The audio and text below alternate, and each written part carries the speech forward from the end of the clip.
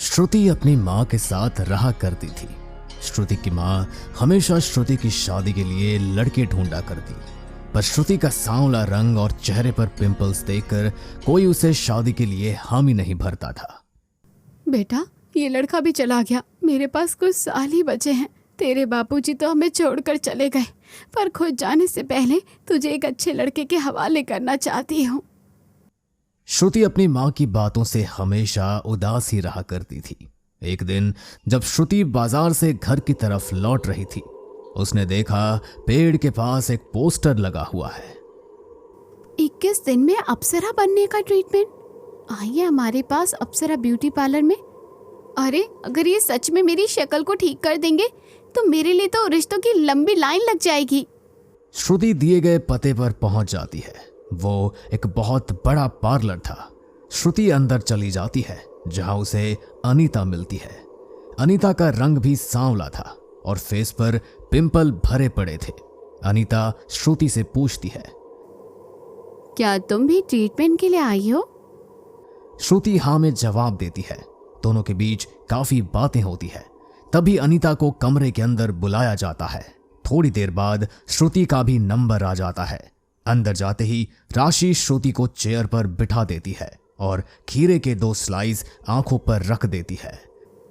Madam, अब आप relax हो जाइए और अपनी आंखों को आराम दीजिए।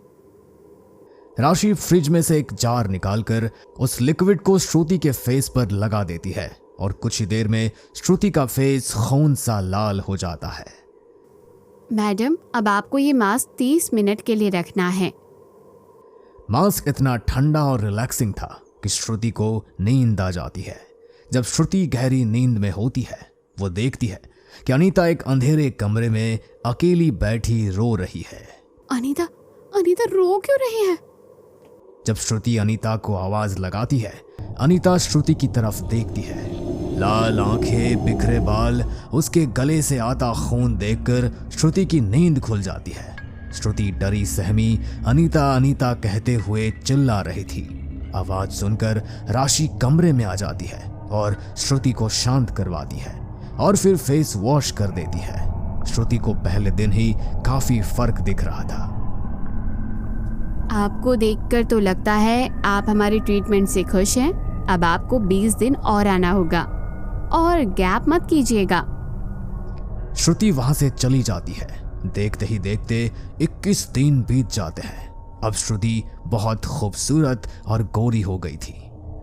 आपका बहुत बहुत शुक्रिया, मैं सच में बहुत खुश हूँ। राशि श्रुति को जाने से पहले एक ब्रेसलेट देती है और उसे कभी न उतारने के लिए कहती है। श्रुति को वो ब्रेसलेट काफी सुंदर लगता है, इसलिए वो भी उसे पहन लेती है। श्रुति को अब काफी रिश्ते आने लग गए थे और श्रुति ने एक रिश्ते को हाँ भी बोल दिया। देखते ही देखते अमन और श्रुति की शादी हो गई। पर जब श्रुति किचन में काम कर रही थी, वो ब्रेसलेट श्रुति के हाथ से खुलकर गिर जाता है और उसे पता भी नहीं चलता। एक दिन श्रुति की ननद रूबी उसके कमरे में आती है। भाभी, मैं सोच रही थी आज कुछ स्पेशल बनाओ, चलिए ना, मेरी थोड़ी मदद कीजिएगा, आपका भी टाइम पास हो जाएगा। श्रुति रूबी के साथ चली जाती है और उसकी मदद करने लगती है। रूबी कढ़ाई गैस पर रखती है और श्रुति को प्याज काटने के लिए दे देती है। श्रुति प्याज काट ही रही होती है कि उसे अनीता की आवाज अपने कानों में सुनाई देती है। श्रुति, खुश हो? कैसे खुश हो तुम? मैं तो नहीं हूँ। कौन है? ये किसने बोला? श्रुति काफी घबरा जाती है, पर वो खुद को संभालकर वापस अपने काम में लग जाती है। तभी अनीता श्रुति के सामने आ जाती है। अनीता काफी खतरनाक दिख रही थी। उसकी आंखें बिल्कुल खून सी लाल हो चुकी थी। अनीता श्रुति के अंदर समा जाती है और जोर जोर से हंसने लगती है। श्रुति अपने होश में नहीं थी। उसने किचन के सारे बर्तन इधर उधर फेंक दिए। आवाज सुनकर रूबी वहां आ जाती है।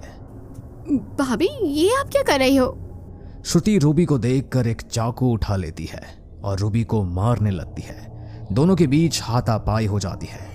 काफी संघर्ष करने के बाद भी रूबी खुद को बचा नहीं पाती और श्रुति रूबी के कंधे और हाथ में चाकू से हमला कर देती है। रूबी अपनी जान बचाकर घर के बाहर भागती है और अमन को कॉल करके सब बता देती है। अमन जल्दी से घर आता है और पहले रूबी की मलहम पट्टी करता है। अंदर से श्रुति अभी तक कभी रो रही थी तो कभी जोरों से चिल्ला रही थी।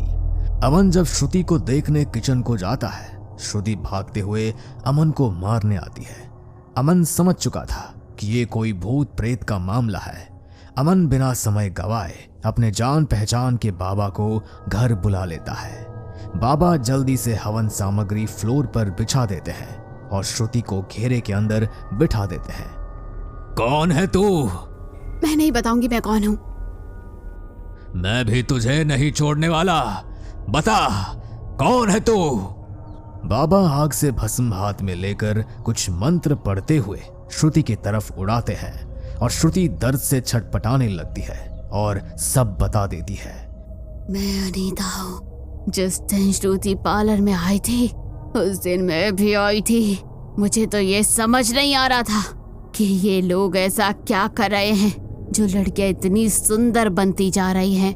मेरे पास इतने पैसे नहीं थे तो सोचा कि वो राज खुद पता करके यहाँ से चली जाऊंगी, पर मेरी नजर राशि के फ्रिज पर पड़ी जिसमें खून और इंसानी मांस रखा हुआ था। मैं बहुत डर गई और भागने की कोशिश करने लगी। तभी राशि को इस बात का पता चल गया और उसने मुझे एक अंधेरे कमरे में बंद कर दिया और मुझे एक इंजेक्शन दे दिया। उसने मेरे ऊपर काला जादू शुरू कर दिया और 1 घंटे में ही मुझे मार डाला। मैं कुछ नहीं कर पाई और उसने मेरा खून एक बर्तन में स्टोर कर लिया। उसने मेरे खून में कभी ना खराब होने वाला भस्म डाल दिया और उसे बाकी काले जादू के सामान में सारी लड़कियों के फेस पर लगाने लगी।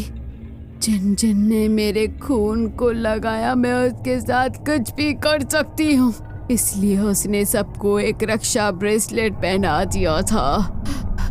पर अब श्रुति का ब्रेसलेट टूट चुका था। हमें बहुत दुख हुआ तुम्हारी कहानी सुनकर, पर अब तुम जीवित नहीं हो। तुम्हें मुक्ति दिलवाने का एक ही रास्ता है।